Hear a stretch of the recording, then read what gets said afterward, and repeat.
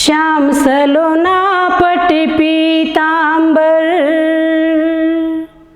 श्याम सलोना पट पीतांबर, गल कुंजों की माला, कटी कर धनी है जिसके वो गिरधर रूप निराला, कटी कर धनी है जिसके वो गिरधर रूप निराला। मोर मुकुट व हाथ में मुरली, मोर मुकुट व हाथ में मुरली, है जग का रखवाला। इतना सुंदर रूप है जिसका, मन है मोहने वाला। कवि देव ने लिख डाला, कवि देव ने लिख डाला, कृष्ण का रूप अनोखा।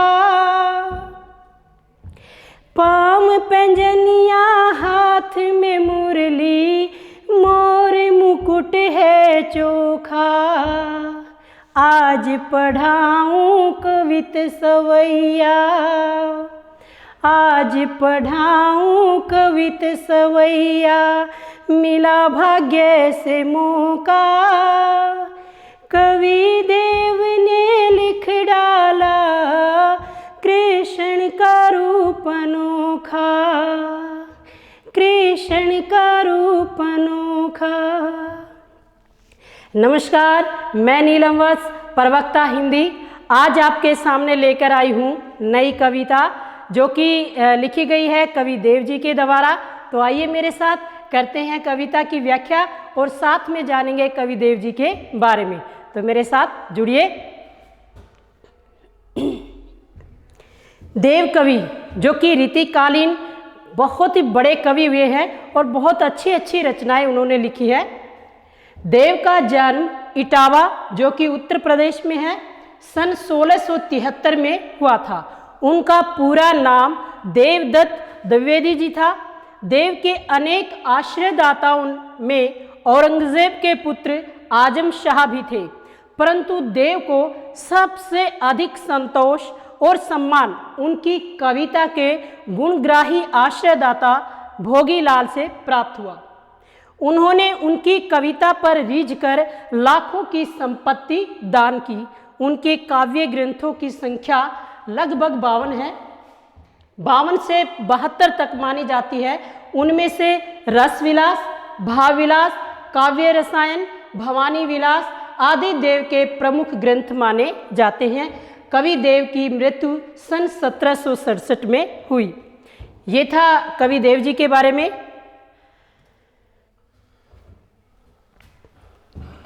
अब हम कवि देव द्वारा रचित कवित और सवैया इन दो छंदों के माध्यम से उन्होंने जो लिखा है, जो पद्यांश पद लिखे हैं, हम उनकी व्याख्या करेंगे। तो देखिए, शब्द संपदा, पहले उनके शब्दों के अर्थ जानेंगे ताकि कविता को पढ़ने में हमें आसानी हो। मंजू सुंदर, कटी कमर, किंकिनी करधनी या कमर में पहने जाने वाला आभूषण, लसई सुशोभित, हुलसई आनंदित होना, किरीट मुकुट, मुखचंद मुख रूपी चंद्रमा, जुनहाई चांदनी। अब ये जो दूसरे हैं हमारे ध्रुम पेड़, ये कवित के हैं। पहले हम सवैया की व्याख्या करते हैं, उसके बाद मैं आपको ये बताऊंगी।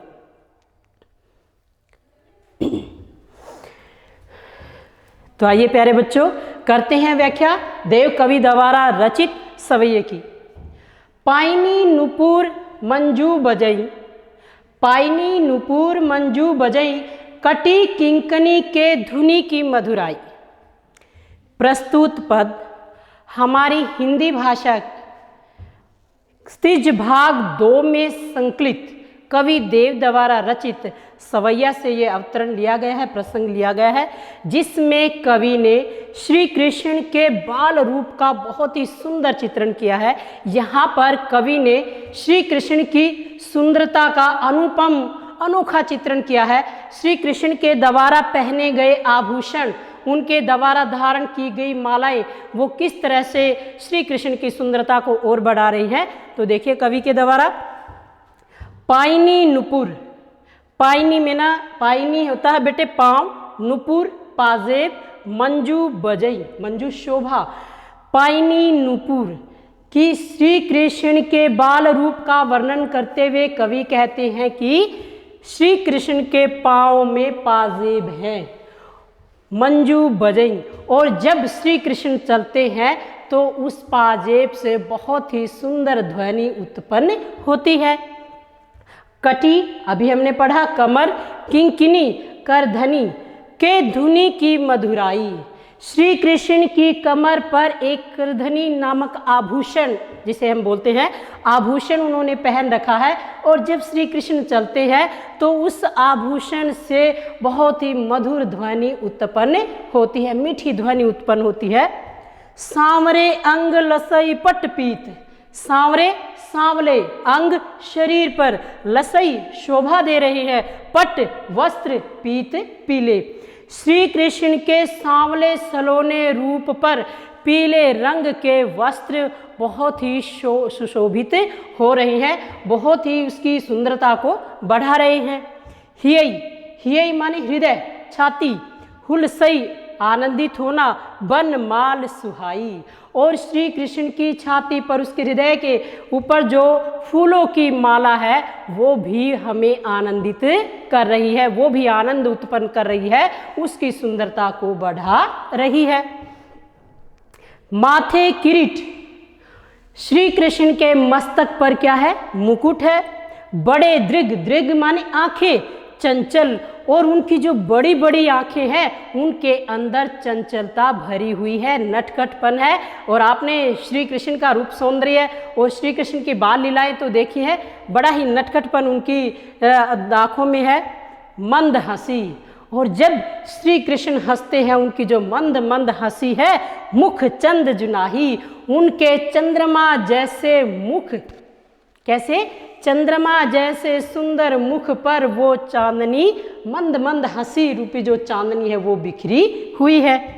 जय जग मंदिर दीपक सुंदर, जय जग मंदिर, संसार रूपी मंदिर में दीपक के समान, श्री ब्रज दुल्ह देव सहाई कि संसार रूपी मंदिर में दीपक के समान जगमगाते हुए श्री कृष्ण की सदा जय हो, कि ये संसार एक मंदिर के समान है और भगवान श्री कृष्ण उसमें एक दीपक की भांति है जो जलकर सबको प्रकाशमान कर रहे हैं।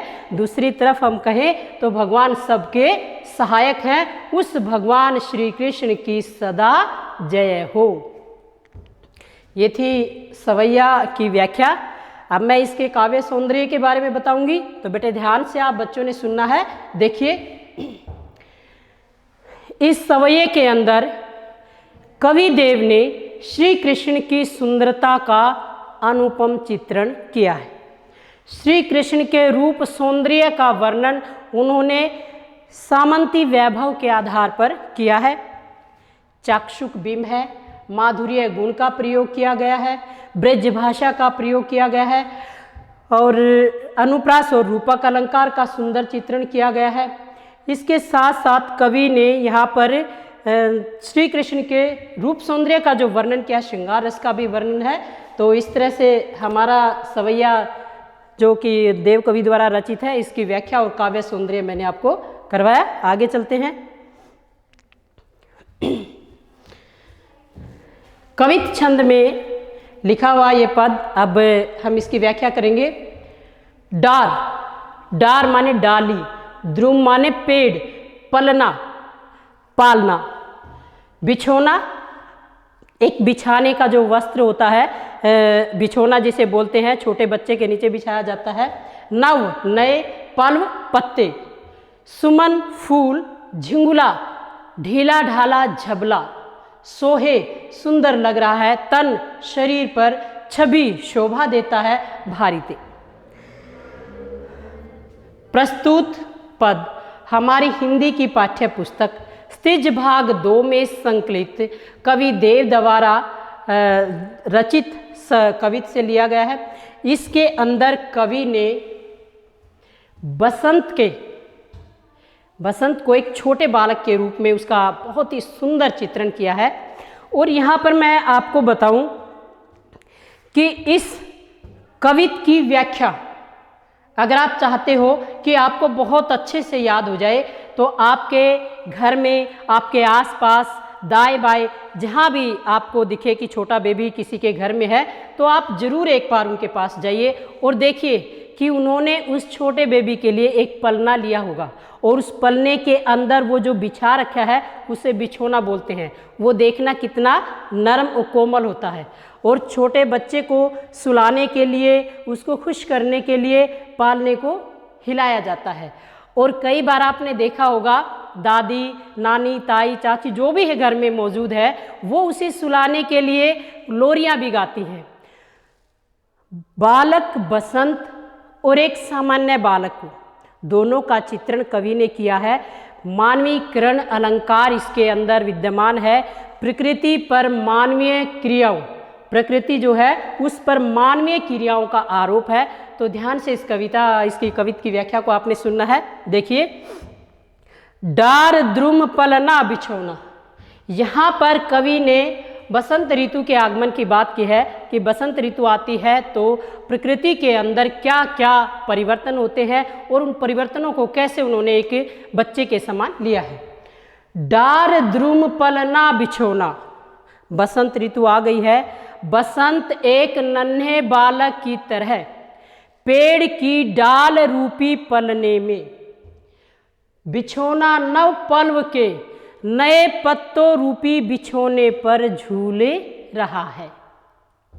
दोबारा देखिए, डार द्रुम पलना बिछौना नव पल्व के, कि बसंत एक नन्हे बालक की तरह पेड़ की डाल रूपी पलने पर नव नए पत्ते रूपी बिछोने पर झूले रहा है। सुमन झिंगुला, आप छोटे बच्चे को जो कपड़े पहनाए जाते हैं तो वो तंग कपड़े नहीं होते, ढीले ढाले वस्त्र पहनाए जाते हैं। वैसे ही सुमन झिंगुला, फूलों का ढीला ढाला झबला सोहे तन छवि भारी दे, बसंत के शरीर पर बहुत ही ज़्यादा शोभा दे रहा है, उसे और भी सुंदर बना रहा है। पवन झुलावे, पवन हवा, हवा उसे क्या कर रही है, झुला रही है। आपने देखा होगा ना, डालियाँ इधर जा रही है, इधर जा रही है, पत्ते हिल रहे हैं। पवन झुलावे, पवन उसे झूला झुला रहा है। केकी कीर, मोर और तोते बतरामे देव, कवि देव कहते हैं कि वसंत के आगमन पर, जब वसंत ऋतु आ जाती है तो मोर और तोते अपनी अपनी आवाज़ों में बातें करते हैं। कोकिल हलावई, कोयल उस पलने को हिला रही है। हुलसावई करी तारी दे, कर माने हाथों से, तारी माने ताली, और अपने हाथों से ताली बजा बजा कर आनंदित कर रही है, कि उस बसंत को अपने हाथों से ताली बजा बजा कर खुश कर रही है। पुरित पराग सो उतारो करई राई नोन। अब इस पंक्ति की व्याख्या मैं पहले इस पंक्ति की करके इसके साथ जोड़ूंगी। कंज कली नायिका लतान सिर सारी दई, ध्यान से सुनना है। ये जो प्रक्रिया है आप सब ने अपने घर में भी देखी है, और जब मैं इसकी व्याख्या करूंगी तो आप समझ जाएंगे। पुरित पराग सो उतारो करई राई नोन, कंज कली नायिका लतान सिर सारी दे। कंज कली, कमल की कली, नायिका, कमल की कली रूपी नायिका, लतान, लता रूपी, सिर सारी दे, सारी ओढ़कर, पराग सो, पराग के कणों से, उतारई करई राई नोन। कमल की कली रूपी नायिका लता रूपी साड़ी अपने सिर पर रखकर अपने पराग कणों से नन्हे बालक बसंत की नजर उतार रही हैं, कि कमल की कली रूपी नायिका लता रूपी साड़ी को सिर पर ओढ़कर अपने पराग कणों से बसंत बालक के सिर के चारों ओर घुमाकर उस नन्हे बालक बसंत की नजर उतार रही है। और ये उसी तरह कर रही है जिस तरह एक सामान्य स्त्री, एक साधारण नारी अपने बच्चे को दूसरों की बुरी नज़र से बचाने के लिए राई और नमक को बच्चे के सिर के चारों ओर घुमाकर उसे अग्नि में डालने का जो टोटका करती है, वही यहाँ कमल की कली रूपी नायिका बालक बसंत की नज़र उतारने के लिए अपने प्राग कणों से उसके ऊपर से उपवार रही है। मदन कामदेव महिप राजा जू को बालक बसंत ताही, कि ये बालक बसंत तो कामदेव के पुत्र हैं, राजा कामदेव के पुत्र हैं, जो सबको अपनी ओर आकर्षित कर लेता है। प्रातः ही जगावत गुलाब चटकारी दे, और इस कामदेव के पुत्र बालक बसंत को जगाने के लिए गुलाब सुबह सुबह चटकारी देता है कि कली से फूल बनने के लिए वो जब फूल बनता है तो चटक की आवाज़ आती है। ऐसा प्रतीत होता है कि मानो वो बालक बसंत को जगाने के लिए ही चटकारी लेता है। छोटे बालक बसंत को जगाने हेतु जो कमल का फूल है, जो पुष्प हैं, वो चटकारी देते हैं। इस कविता के अंदर, इसका काव्य सौंदर्य मैं आपको बता रही हूँ। कवि ने बसंत को एक बालक के रूप में चित्रित किया है और उसका चित्रण बहुत ही सुंदर किया है। मानवीकरण अलंकार है, क्योंकि प्रकृति के ऊपर मानवीय क्रियाओं का आरोप है। बसंत को एक बालक के रूप में चित्रित किया है। सुमन झिंगुला सोहेतन छारी, यहाँ पर एक मानव के द्वारा अपने बच्चे के लिए जैसे जैसे वस्त्र पहनाए जाते हैं, उसी का चित्रण बसंत के साथ इन्होंने किया है। चाक्षुक बिंब है, माधुर्य गुण का प्रयोग किया गया है। मानवीकरण अलंकार तो पूरी इसमें पंक्तियों में है ही। अनुप्रास, रूपक, उपमा आदि अलंकारों का भी सुंदर प्रयोग किया गया है। बहुत ही सुंदर चित्रण जो है इसमें कवि ने किया है। आगे चलते हैं।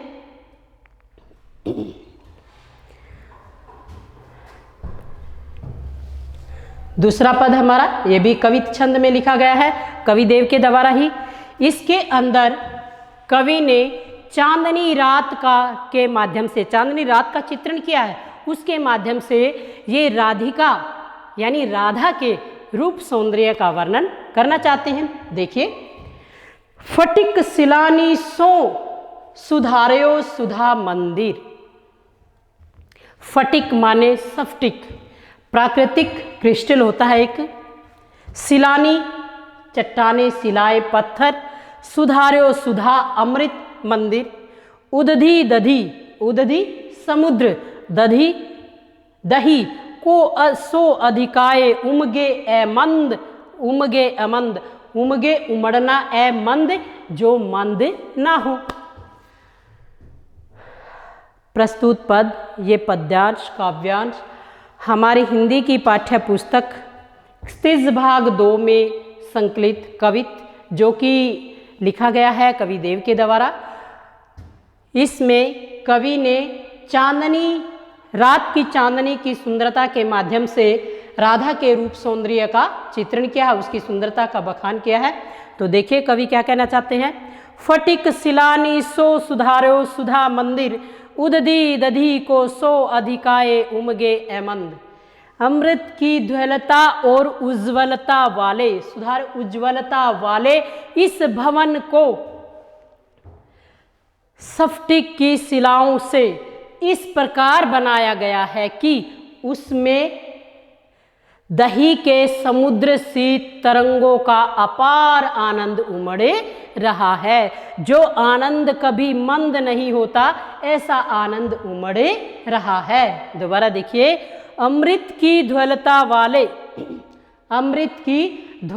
वाले इस भवन को स्फटिक की शिलाओं से, पत्थरों से इस प्रकार बनाया गया है कि उसमें दही के समुद्र सी तरंगों का अपार आनंद उमड़ रहा है, जो कभी मंद नहीं पड़ता।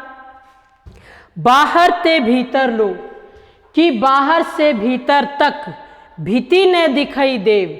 कवि देव कहते हैं कि बाहर से भीतर तक चांदनी की उज्ज्वलता, उसका प्रकाश इतना ज़्यादा फैला हुआ है कि दीवार भी दिखाई नहीं देती। इतनी चांदनी है, इतनी उज्ज्वलता है कि वो दीवार भी दिखाई नहीं देती।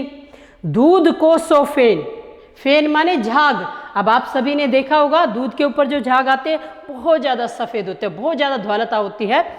कि दूध को सो फेन, कि दूध के झाग, झाग जैसी उज्ज्वलता फैले आंगन, पूरे आंगन में फैली हुई है, फरस बंद, और फरस से ऊपर ऊंचे हुआ जो स्थान है ऊंचा उठा हुआ, उसके ऊपर भी वो चांदनी, वो उज्ज्वलता, वो प्रकाश फैला हुआ है।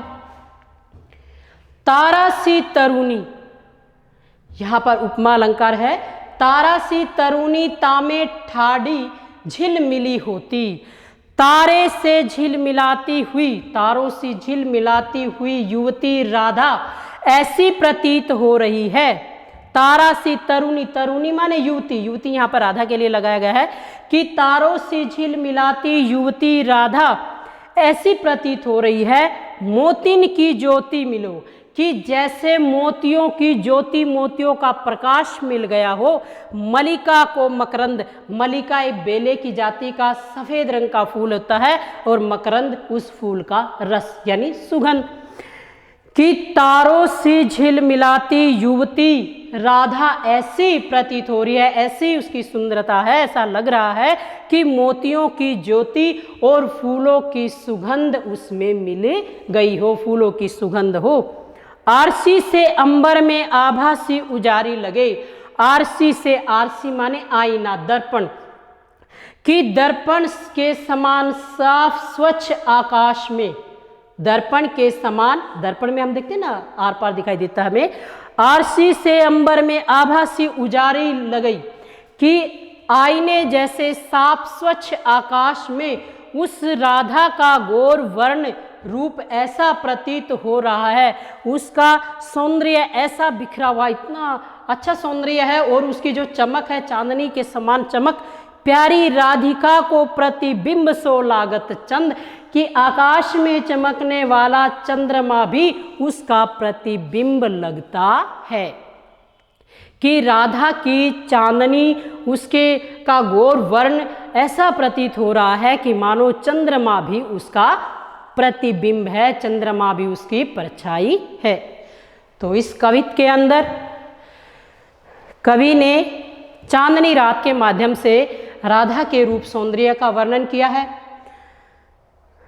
कवित छंद है, चाक्षुक बिंब है, माधुर्य गुण विद्यमान है, रूपक अलंकार, अनुप्रास अलंकार, उपमा अलंकार आदि अलंकारों का सुंदर प्रयोग किया गया है, ब्रज भाषा का प्रयोग है, और कवि ने बहुत ही सुंदर तरीके से चांदनी के माध्यम से राधा के रूप सौंदर्य का वर्णन किया है, और उन्होंने चंद्रमा को भी उसका प्रतिबिंब दर्शाया है।